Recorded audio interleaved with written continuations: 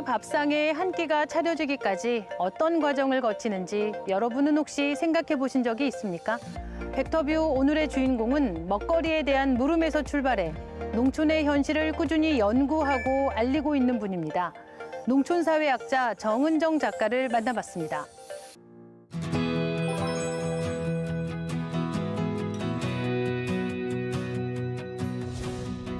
농촌사회학 듣기에 따라서는 좀 생소할 수도 있는 영역인 것 같아요. 어떤 걸 연구하는 학문입니까?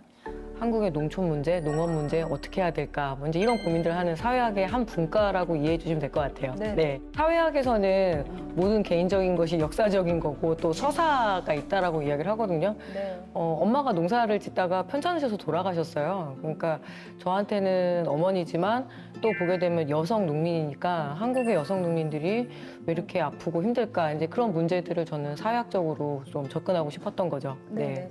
밥상에 차려져 있는 네. 음식 하나하나의 그 스토리들에 대해서 굉장히 친근하지만 또 굉장히 또 뭔가 그 인사이트가 있게 설명을 하신다는 그런 인상을 받았어요. 이 먹는 것에서부터 이 출발하는 어떤 이유가 있습니까? 일단 음식에는 생산, 그러니까 진짜 농업이 있고요.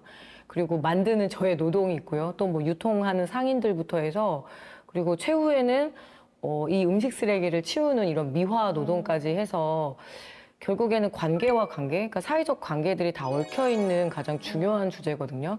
그래서 제가 이제 학생들한테 얘기하죠. 음식을 먹는다라는 것은 관계를 먹는 것이다. 작가님께서 이제 그 개개의 모든 음식에 정치, 사회, 문화뿐만 아니라 개인의 역사까지도 깃들어 있다라는 말씀을 해주신 적이 있는데 개인적으로 혹시 그렇다면 작가님에게 그런 음식이나 먹거리가 있습니까? 충청북도는 쑥버무리라고 하거든요. 쑥 버무리. 그러니까 쑥에다가 이제 뭐 밀가루 같은 거 섞어서 찹쌀가루, 살짝 쪄가지고 먹는데 정말 어렸을 때 싫어했거든요. 과자도 먹고 싶고 음료수도 먹고 싶은데 자꾸 엄마가 그런 걸 간식으로 해주니까. 근데 아이를 임신을 하고 덜컥 생각나는 음식이 바로 그 쑥버무리더라고요. 네. 그 되게 조금 어이가 없었어요. 왜 이렇게 내가 정말 싫어했던 이 음식이 생각이 날까. 그리고 지금 쑥버무리를 해줄 수 있는 엄마는 나한테 없는데 그때 생각했죠. 음식은 맛으로만 먹는 게 아니다. 기억으로도 먹고 사랑으로도 먹고 분노로도 먹고 슬픔으로도 먹는구나. 저는 이제 개인적으로 의외였던 게 아스팔트 위에 씨앗을 뿌리다라는 책은 고 백남기 농민과 관련돼 있는 그런 책으로 알고 있어요. 저는 너무 슬프기만 한 현장은 아니었다는 생각이 들거든요. 그래서 백남기 농민이 죽음을 통해서 비록 아스팔트지만 거기에 씨앗을 뿌려서 그리고 그 이후에 또 사람들이 만나고 울고 또 나아가는 그런 과정들을 좀 적고 싶었어요. 그래서 아무래도 문장 자체가 좀 많이 진지하기도 하고 그렇다고 그러니까 울지만 말자 이런 의미를 좀 많이 담고 싶었거든요. 그래서 그 책에는 사실 그 싸움을 함께한 사람들의 이야기입니다. 지금 이 농업의 위기라고 하는 농민들이 느끼는 것은 우리가 상상할 수 없을 정도일 것 같은데 현장에 다니시면서 그런 말씀들 많이 또 하시죠? 현장에서는 뭐 기후 재앙이다라고도 이야기하시고 기후 재난이라고 이야기를 하는데요. 일단은 소득 저하가 가장 큰 문제더라고요.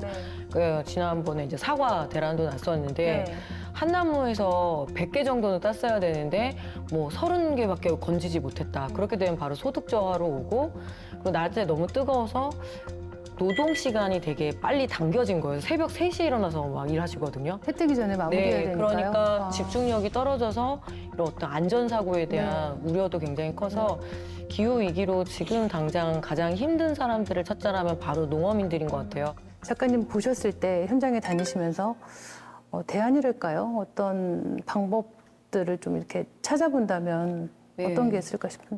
정부는 계속 스마트팜으로 좀 밀고 나가고 싶어 하는 것 같아요. 근데 그것도 좋다고는 생각합니다. 다만 그 스마트팜도 전기로 돌리는 거잖아요. 그래서 에너지에 문제가 걸려 있고 그리고 투자비 뭐 수십억 원대 그 투자비가 들어간다고 하는데 과연 그걸 감당할 수 있는 농민들이 누구일까? 그래서 그런 의문을 두고요.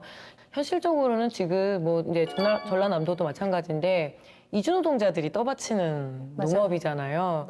그렇다면 이 이주 노동자들과 함께 어떻게 살아가야 될지에 대한 고민들이 굉장히 심도 있게 나와야 되는 거죠.